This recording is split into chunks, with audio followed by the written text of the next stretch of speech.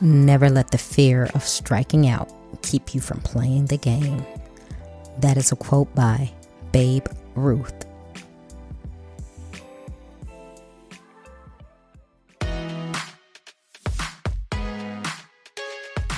Welcome to Trina Talk. Trina Talk is a weekly podcast that will inspire and empower women of all ages to strive for the impossible. Your host, Trina L. Martin from TrinaMartin.com, is a motivational speaker, leader, and cyber tech expert. Every week, Trina will share wisdom gained from her life experiences and lessons learned while pursuing her goals to inspire you to achieve the next level in your life.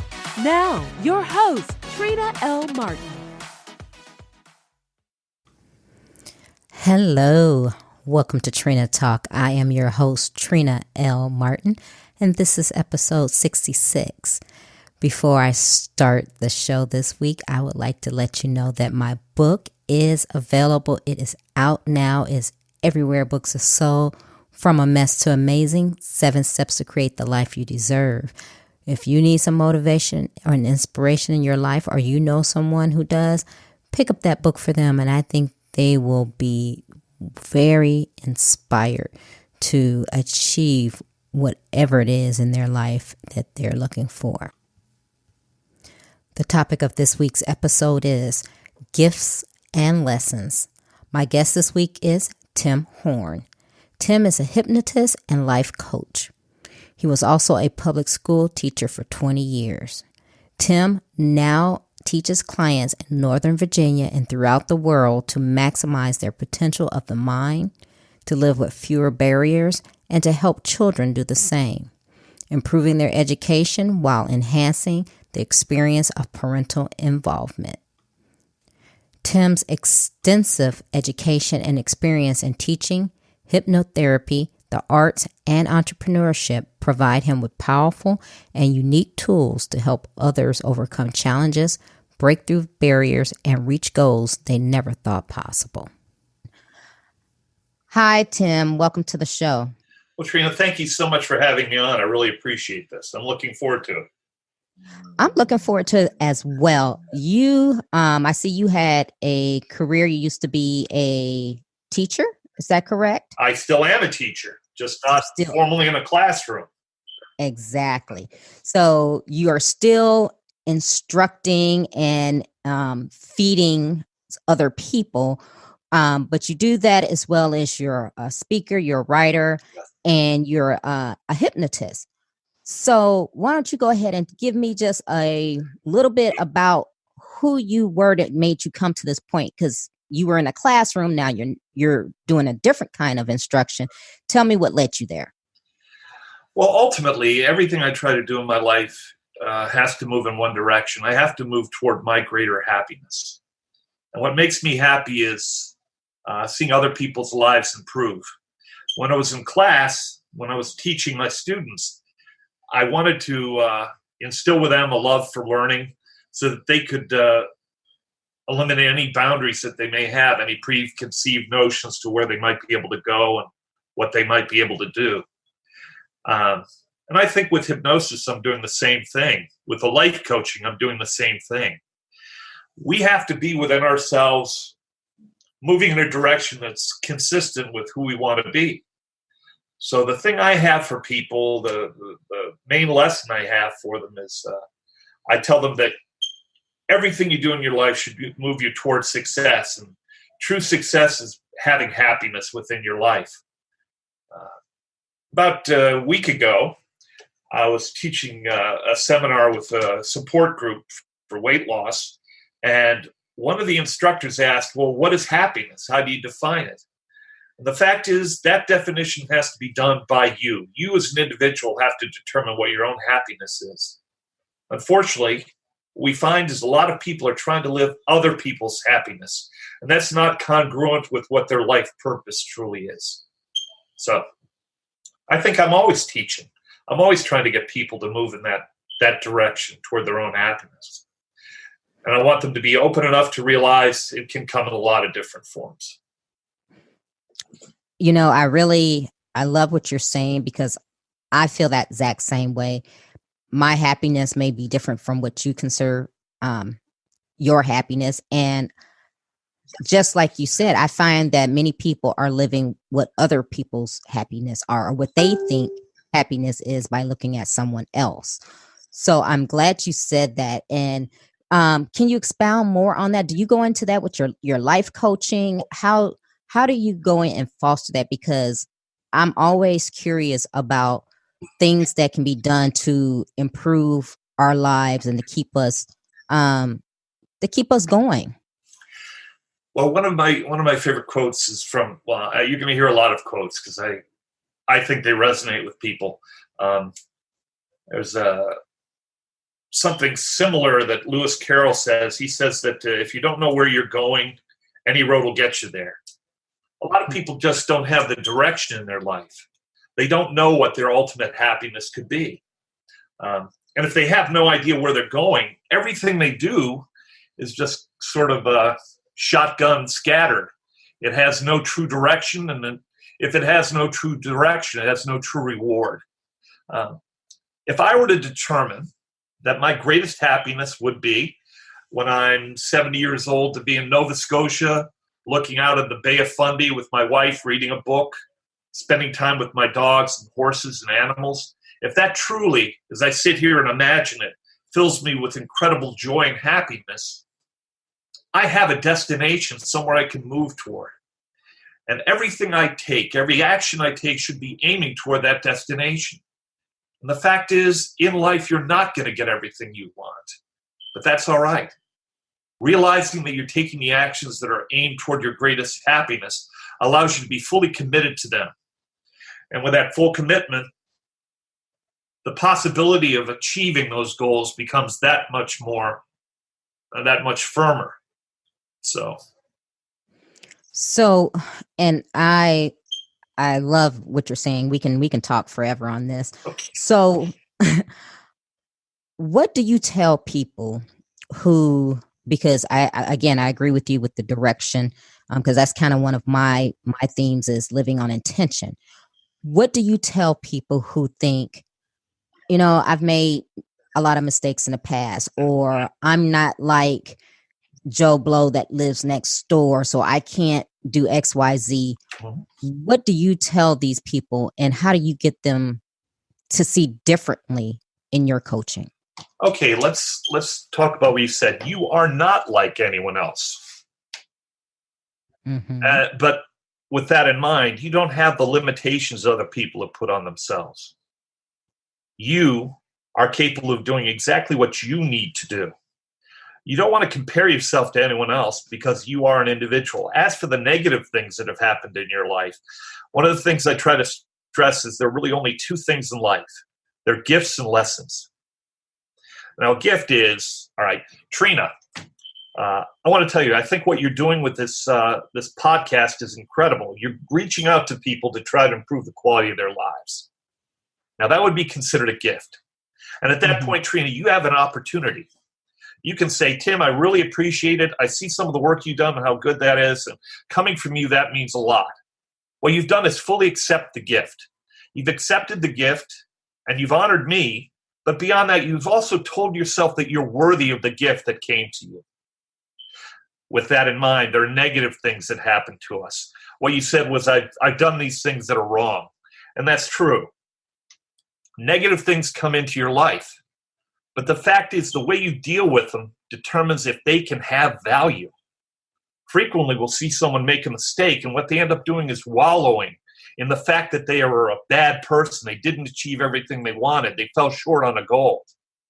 But the fact is, if they look at it and they take the lessons that are necessary from it and realize I made this mistake, these are the things I did wrong, I can take from that the fact that I never have to make that same mistake again, and I can move forward in a positive way.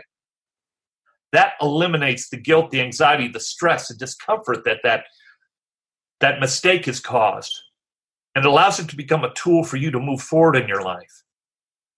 We frequently live too fully in the negativity in our lives. But if we take the things that are negative to us and we determine why they're negative, what is it about my own standards that say that this is unacceptable? How can I make sure that I don't do this thing that's unacceptable? What I tell people is we put ourselves in our own prisons, right? We make mistakes, but as human beings, we do make mistakes. What we have to do is allow ourselves to free ourselves. We are our own jailers. And if we forgive ourselves for the mistakes we've made, it doesn't mean we accept them. It doesn't mean we condone them. It just means that we're going to take from them the best we can and move forward in our lives. That's what I tell these people who are saying, I'm not like anyone else. No, you're not. But you can be the very best person you are. And that should be your ultimate goal. Wow. That right there, that's worth the price of listening to this podcast. So, I mean, that's what everyone should have in their mind. But, well, you know what I find out, and I was like this, several years ago, you find that your self-esteem is lacking because of whatever. And then you get someone who comes and they try to put labels on you, or they try to say, well, you've made this mistake in the past, so you're not worthy of blah, blah, blah. So then you fall back into that trap. And then before you know it, you're, like you said, you're beating yourself up with shame, blame, and guilt.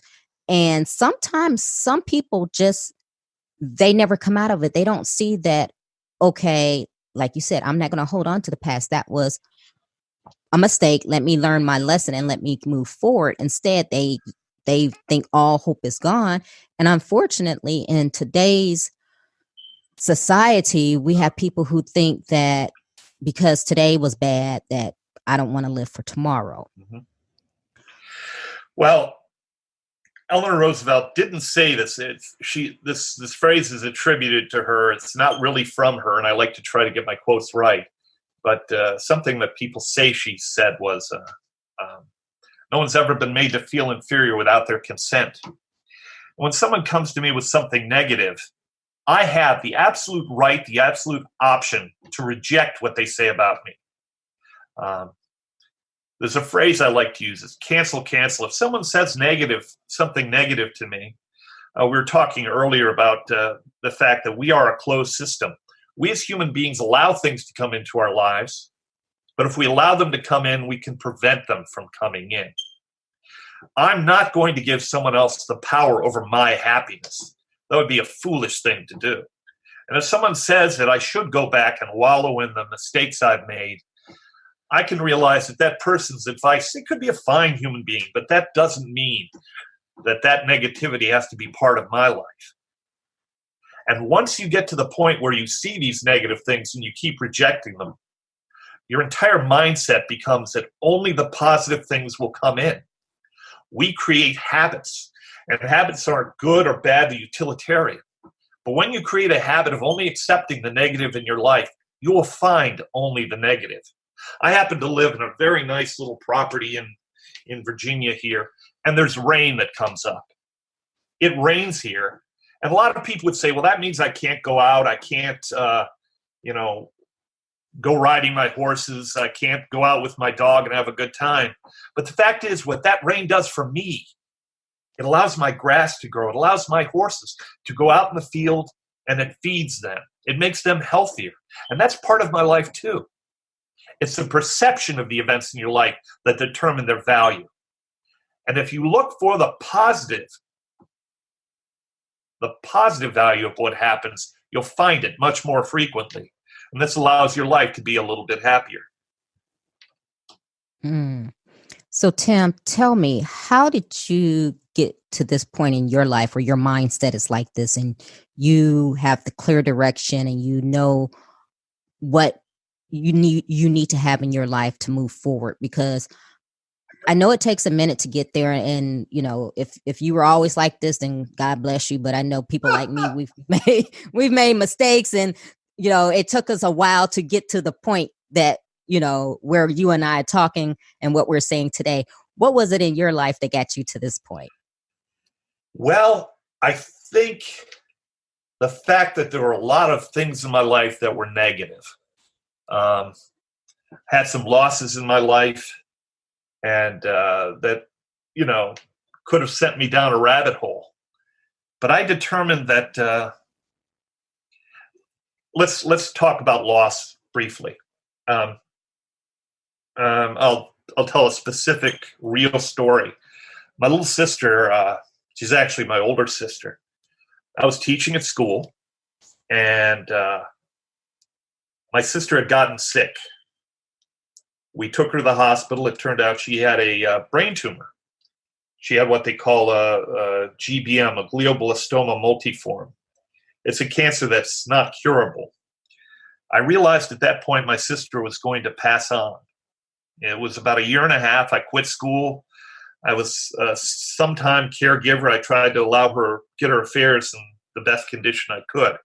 When my sister passed on, I was holding her hand, and in that moment I had a choice. I could sit there and think about the incredible loss I was going to have. But what I could do was reflect back on the 50 some odd years we had spent together, all the positive things that had happened in our lives, how she had supported me, how I had supported her. And at that point, I realized you have to make a decision on what you're going to give power in your life. And then the lessons I've been trying to teach other people, the things that I really wanted to be, the exemplar I wanted to be, it came to me then that I really had to not only just speak it, but try to live it. As my sister passed on, I realized the pain I was having. And grief is there. Pain, grief, all those things. As bad as it was the exact negative reciprocal of all the love and joy I shared with my sister. And I had to determine in my life which one of those I was going to give power. And I also had to realize at that moment that I had the right to determine which one I was going to give power. So as horrible as that moment was, it was a bit freeing. Now that's just one moment, but the fact is, those things happen to us all the time. We have those moments in our life. Not everyone has that sudden epiphany. But this is the direction I've been moving toward since I was young, and I continue to do that. Yeah. Yeah, we're similar in that aspect because like you, I have been on this path all my life as well, because I came from a very abusive mother, and she was very, very negative. I mean, everything, it was, why is my life like this, or, whatever. And I just remember from a very young age, always telling her, why aren't you grateful? Why aren't you, happy for this or happy for that? Instead, it seemed like she would find the negative things to dwell on. And I just remember telling myself, one, I never want to be like that. Yeah. And after all the trauma that I experienced with her in my childhood, I said, you know what? I'm going to take those lessons and turn them into something where I can impact and inspire other people to help them, whether they're going through the same thing or something different. But I want to do my part so that no one ever feels the way that I felt. That's a great way to look at it. Without going into too much detail about your mother, I want to discuss something in general, because I have similar issues with my clients that come in. They've had the relationships with their parents weren't particularly good and all the rest of this. But what happens is we end up forming patterns in our lives. Our subconscious mind wants to protect us against danger, real and imagined. What your mother did, as hard as it may be believed, she was doing the absolute best she could according to the world that had been created around her, according to the paradigm that her life had created. Her parents probably weren't particularly happy either. And the way they raised their kids was probably similar to the way she did it. The model she had before she met you was not a positive model. And because of that, she ended up repeating the same patterns. The thing is, your mother, this is something people have difficulty with. We can forgive people for what they've done without condoning their behavior. We understand that the path they're taking now is the path that's necessary for them from previous experiences and from the way they use their mindset to move their life forward. So because of this, holding anger, resentment, all the rest of that against them, it doesn't serve you to move you toward happiness. All the events in my life haven't been positive, but they still can have the lessons I want them to have. And I don't have to hold on to the anger I have with someone else because that doesn't serve a purpose for me. You know what I mean? Mm-hmm. Yeah. Oh, yes. Yeah. And it's true. And you're right. Because for years I was angry about what she had done to me. And it finally took me realizing that, you know what, if I don't stop, I'm going to repeat and be like her. And she passed away in 2006. And I remember after she passed, there were certain things that would come up and I would just get so angry. And finally something said, okay, she's dead and gone and you're still getting angry about these things. Why are you still giving that power over? Great. Yeah. Yeah. And that kind of was my wake up call. I said, wow. And then, you know, I was talking to my brother about something. I had divorced and my ex-husband didn't want to, you know, provide for the children, do anything. And Right. I was talking to my brother because my brother seems like my brother and I had the same relationship that possibly you and your sister had. We are very, very close. I mean, we talk several times a week. That's wonderful. And I was telling him about a certain circumstance that dealt with me and my ex. And, you know, he said, and he listened like he always does. And at the end, he said, you know what? I said, what? He said, you sound like mom. You sound very bitter. And I was like, whoa.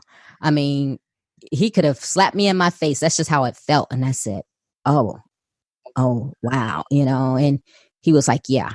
So at that point, I said, you know what? I can't do that. I have to let it go. Yeah. So you're right. It's the things in our life that happen and how we choose to handle them. Yeah. And the lessons that we choose to take for them. Now, everyone doesn't take the lesson from the experience. No. Which is sad. So when you come across those people in your line of work, Mm-hmm. how hard is it? Do they stay with you, or are there people that you just say, you know what, until you get to a better point, I can't work with you? Because I mean, there has to be some, I guess, moldability to the person before you can actually be a life coach with them. Absolutely. The first thing people have to understand is they have control over their own happiness. No one else does. Right? Mm-hmm. And what we talked about, you said you're holding on to the anger for your mother. That's true. You hadn't let it go. But the fact is, that says that you actively are capable of letting it go. If you hold on to something, you're also capable of letting it go. There's a wonderful story I read somewhere about these two Buddhist monks. One's the master, the other is, an established monk, but not necessarily a master. They're walking along a riverside, and they had taken a vow never to touch a woman, to this particular sect.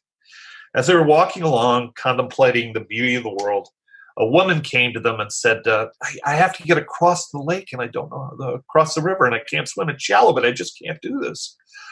So the old master picked her up, carried her across the river, and dropped her off. He came back, and he began walking with his disciple, and they walked for a day, quietly contemplating the world.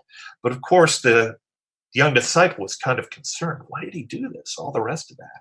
And in his mind, he was running over the scenarios on why had he done this? Why did he break his vow? They walked for the next day and finally sat down, prepared a meager meal. And the young disciple said, Master, we've taken this vow never to touch a woman. And yet, a few days ago, you picked up that woman, you carried her across the river, you dropped her off and returned. How can you do that? And the old master said, 2 days ago, I picked up that woman, I lifted her up, and I dropped her off on the other side of the riverbank. But you've been carrying her for 2 days. And that's what we do all the time. We carry these things when we can let them go. I've had family members who have mistreated me. I've had family members who have treated me exceptionally well. But what's the most important thing for me is to love them the best I can. But frequently, it's difficult to love someone if they're not capable of loving themselves. The one question I ask every one of my clients when they come in is, who's the most important person in your life? And what they'll say frequently, oh, my son is, my husband, all the rest of this. And I always say to them that to be unselfish, you have to love yourself absolutely the most. Because that's going to radiate out in all different directions. I'll give you an example. If your son comes to you and he's had a difficult day at school, and your feeling of self, your feeling of energy, love, acceptance are down, you're incapable of giving your son exactly what he needs to have to allow that experience to be molded for positive for him. If you allow yourself to be depleted, you don't care enough about yourself, that radiates to all the people around you. So by loving yourself, taking care of yourself, physically, emotionally, spiritually, mentally, what you're doing is you're keeping that cup, that trough that your children, your family go to, you're keeping it full with the best, most healing and helpful energy possible. And you're able to dole it out to the people who are important to your life to allow their lives to be better. So by taking care of yourself, you're not being selfish, you're being unselfish. That's so good. And that is something that I think more people need to understand, especially women. I know as a mother, a lot of times I'm on the go and it's this. And then, before you know it, I have no energy to take care of myself because I'm taking care of the kids and making sure all their needs are met. So I think we have to get out of that mindset of saying, well, if I put myself first, that's being selfish. No, it really isn't. It really isn't. No. As a matter of fact, putting yourself first allows you to help the people who are important in your life. And I want you something to think about is the people you love, the people who truly should be important to you, they also want you to be happy, healthy, and to love yourself. They want that for you. When you are not taking care of yourself, when you're sick, when you're emotionally, off center, they begin to worry about you. They begin to be concerned with your welfare, which takes away from their own happiness. That's not fair. No, that's a good point. Yeah. Wow.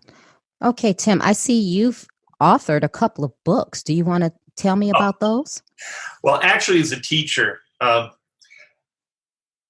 you have parents come in and they don't know how to deal with their children. So I wrote a book called Skies Wide Open, How to Teach Your Child to Love Learning.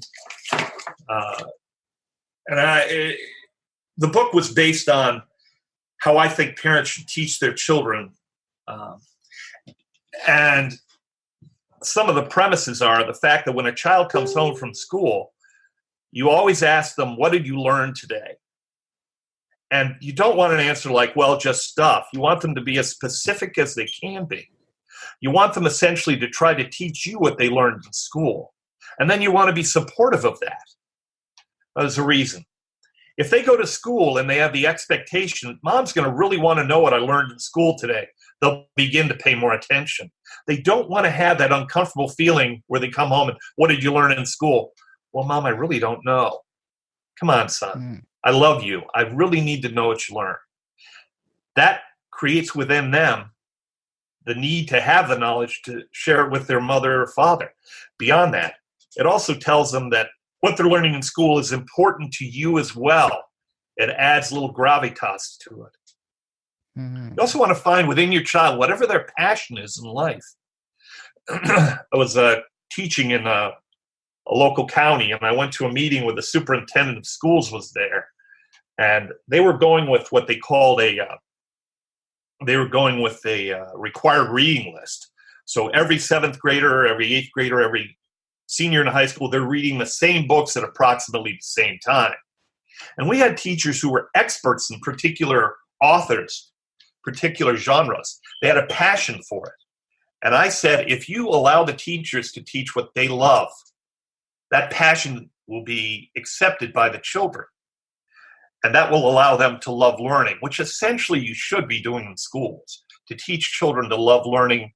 Because if you can teach them to love learning, you give them the opportunity to expand their lives in so many different directions. And the superintendent of schools said, passion is overrated in teaching.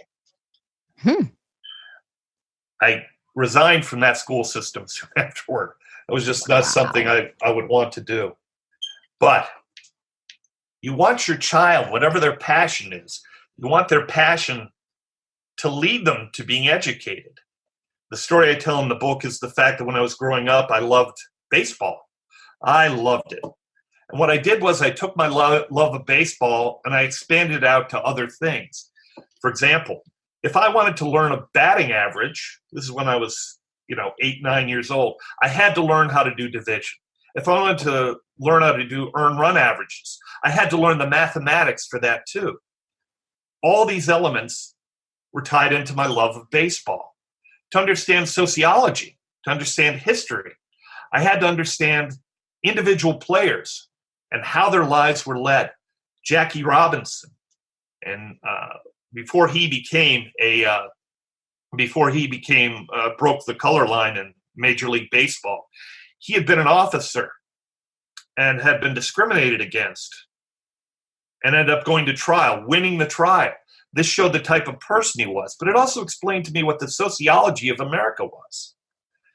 It also allowed me to understand history. Christy Mathewson, who was a pitcher at the turn of the century, the 20th century, he ended up being an instructor of World War I.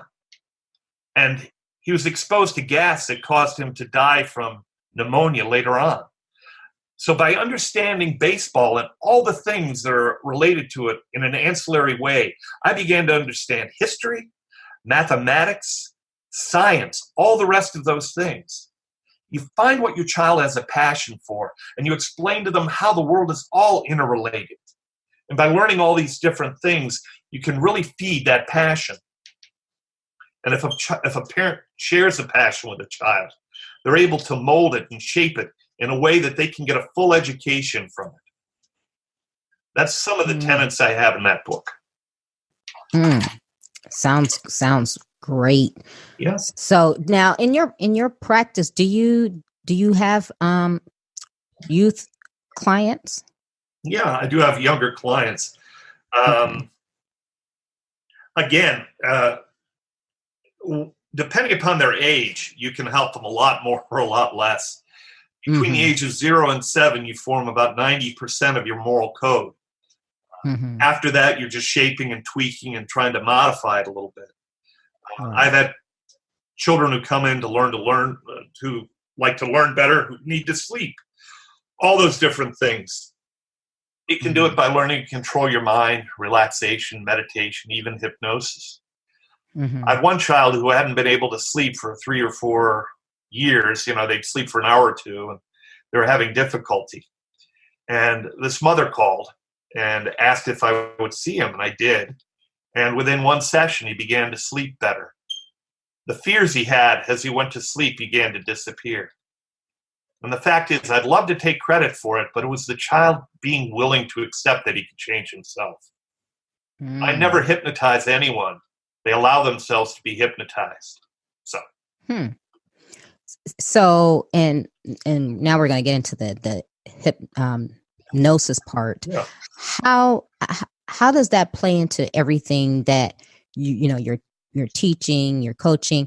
How do you incorporate the hypnosis? Well, first of all, we talk about hypnosis. What I like to tell people is that they're already hypnotized to believe the things they do. What I do is I de-hypnotize them to eliminate the barriers they've created within their minds. The first thing I do when I have a long-term client I know I'm going to be doing life coaching for, I use a technique called the Simpson Protocol. that allows them to go back to all the previous elements in their life and eliminate barriers. We want them to have as close to, it's never possible, tabula rasa, blank slate, that they can take the events in their lives and see them in a way that's going to move them forward.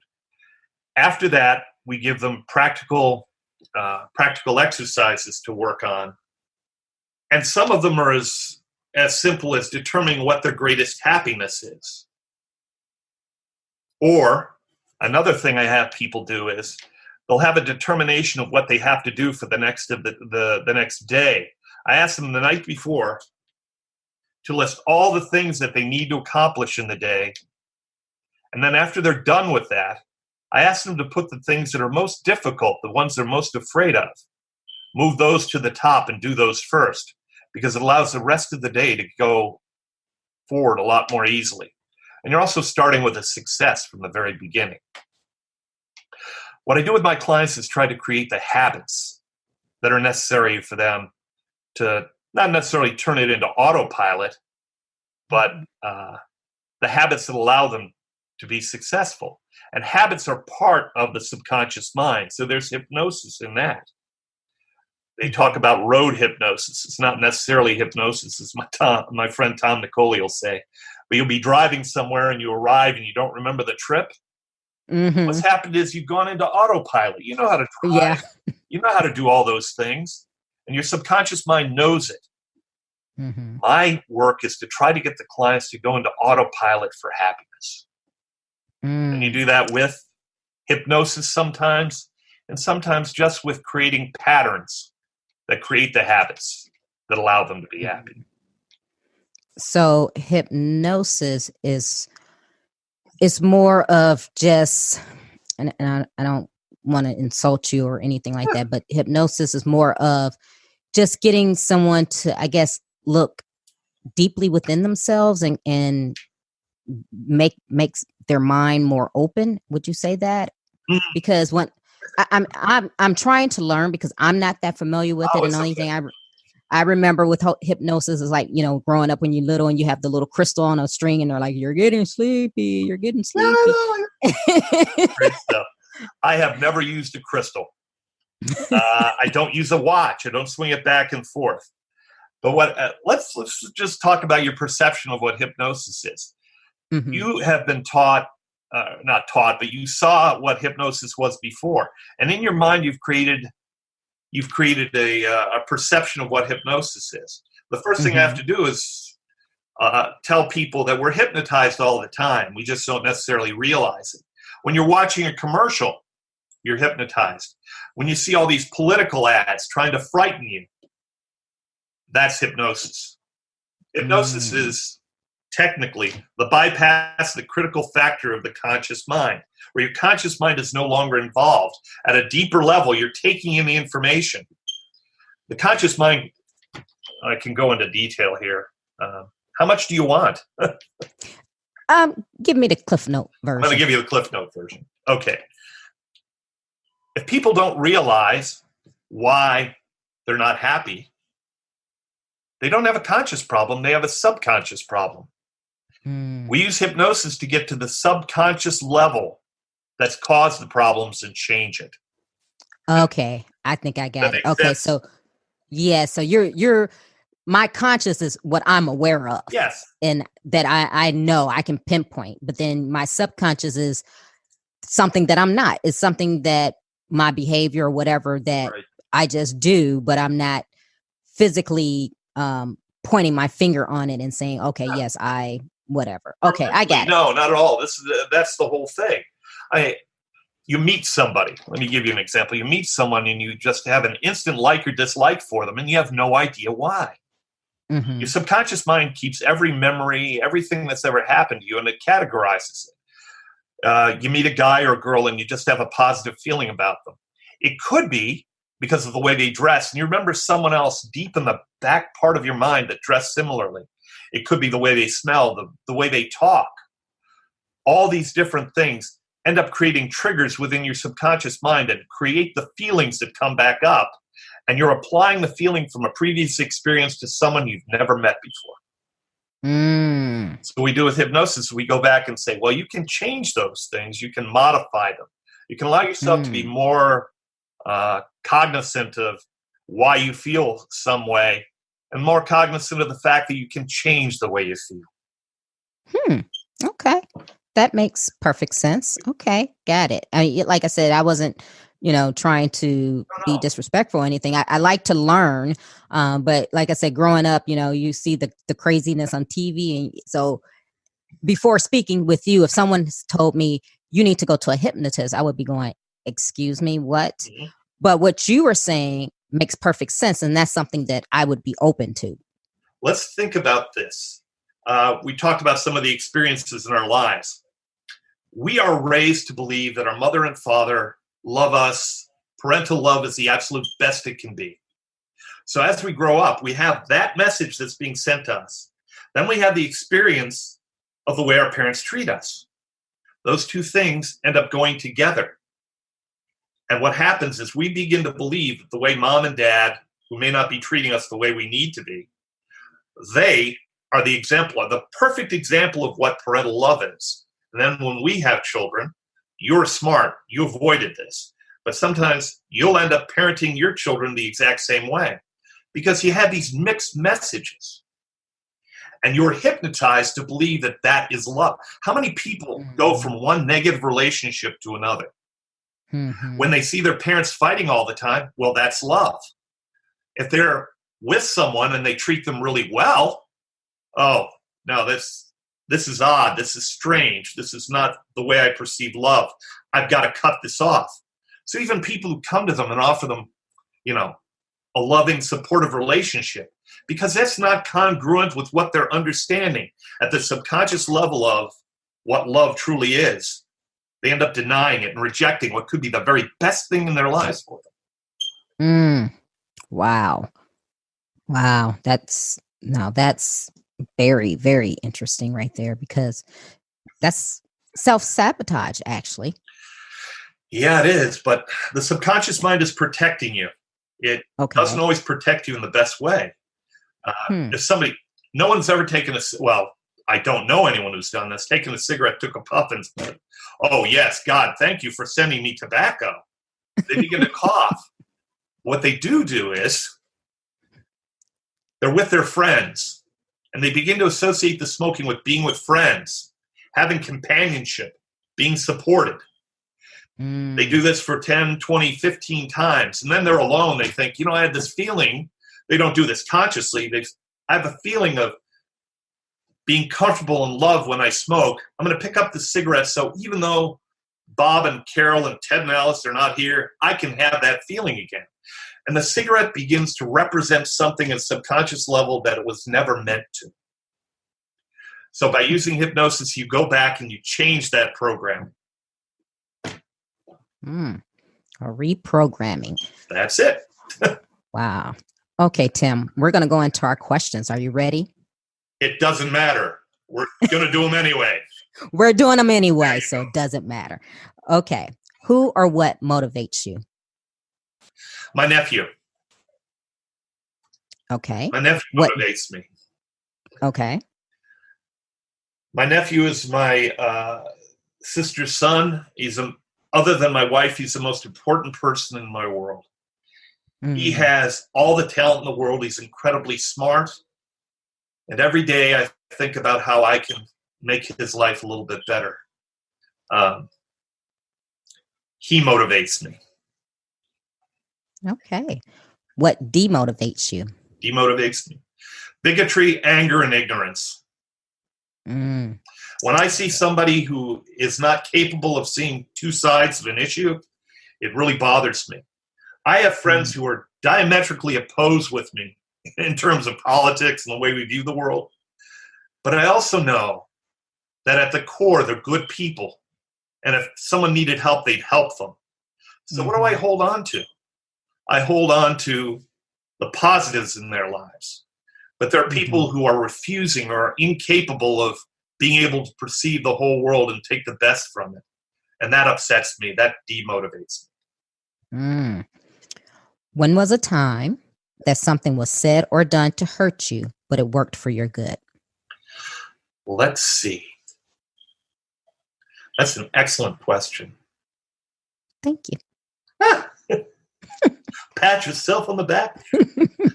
When did someone say, my father told me when I was young that I was not very smart.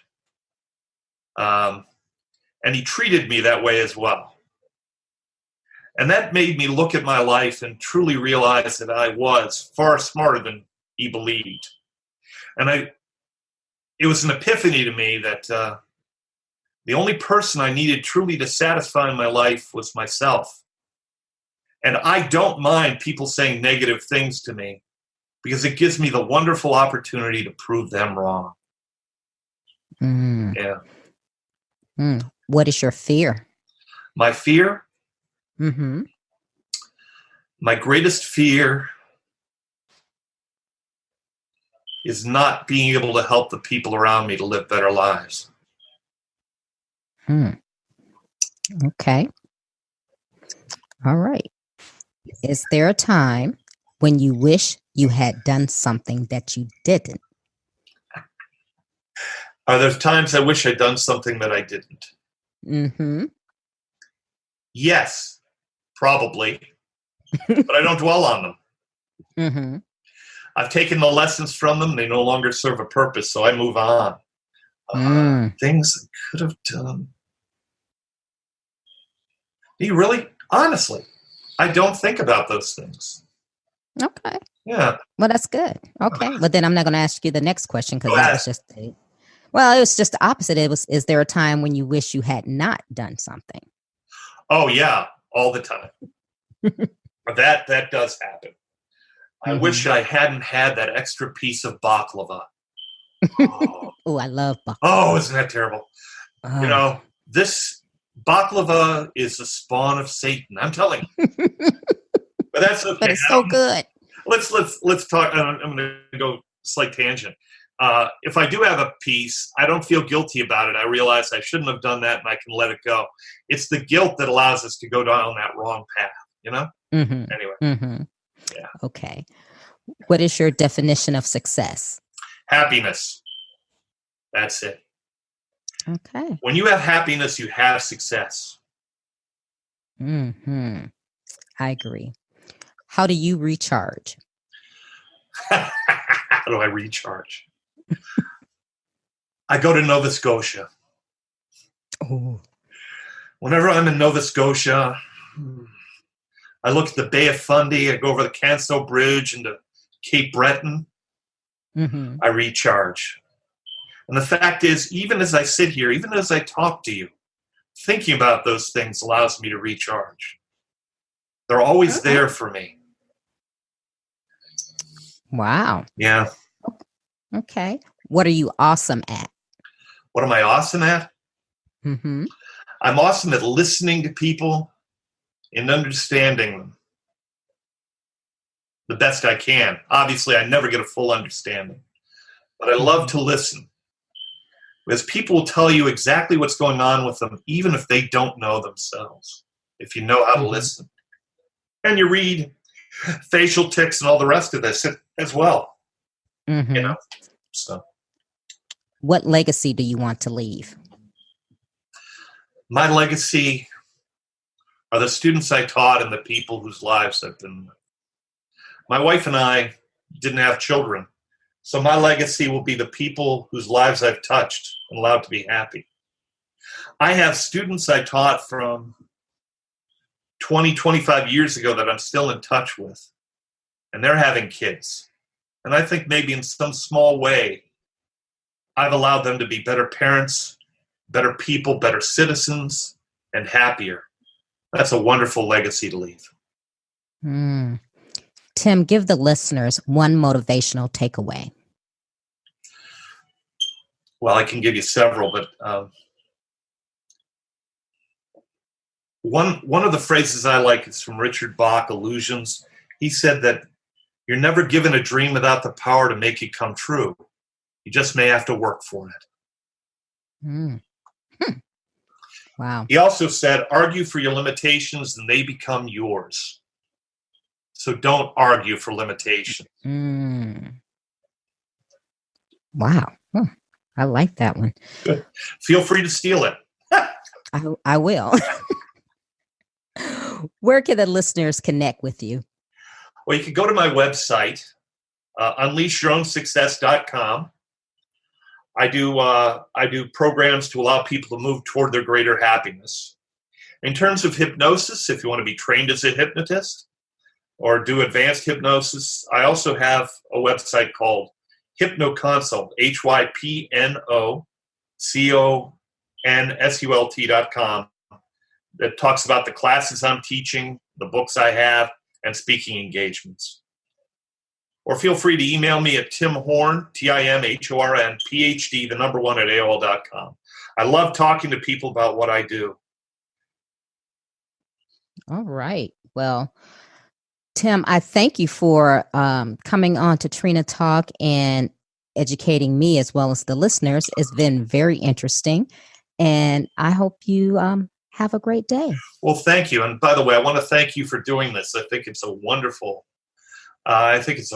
activity. And beyond that, I think it truly does help you move toward your greater happiness, because this is a mission for you. That's great. It is. It is. And thank you for recognizing that. That's it. If you like Trina Talk, please don't forget to go out to Apple Podcasts to subscribe. Also, who else in your life do you know that needs some motivation and inspiration in their life? Don't forget to share Trina Talk with them. I hope you have a great week. And remember, if you change your mindset, you can change your life. Keep striving, because success is a journey, not a destination. You can listen to Trina Talk anytime and anywhere. It's available on iTunes, Google Play Music, Stitcher, Spotify, and all other places that you can listen to podcasts. If you like the podcast, please don't forget to go to iTunes to subscribe, rate, review, and share. If you have questions for me or need inspiration on how to go to the next level, tweet me directly at Trina L. Martin.